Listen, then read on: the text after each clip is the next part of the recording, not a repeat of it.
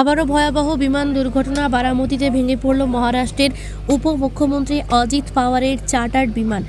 Private বিমানে থাকা 6 জন যাত্রীর মৃত্যু হয়েছে, ডিজিসিএ সূত্রের খবর।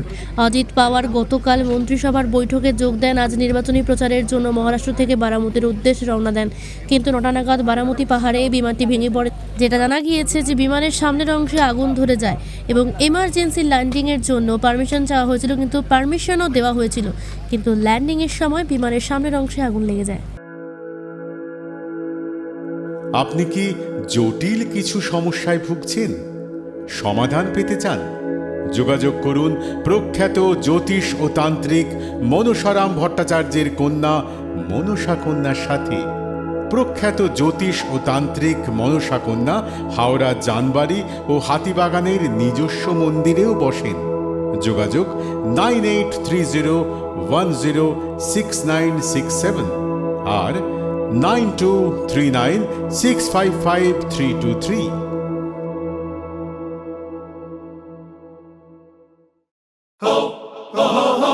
পুজো মানে জমকালো লাইন, Dropbox লোফালুফি আইন,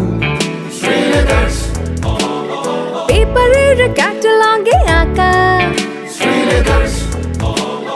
বাঙালির ইমোশনে মাখা। এ ভরসা কি উপায়, জার্নি পায়ে পায় পৌঁছে দেবে ঠিক ডেস্টিনেশন। বিশ্বমান শ্রীলেদার্স, খাঁটি দাম শ্রীলেদার্স। শ্রী লেদার্স, হাওড়া ময়দান।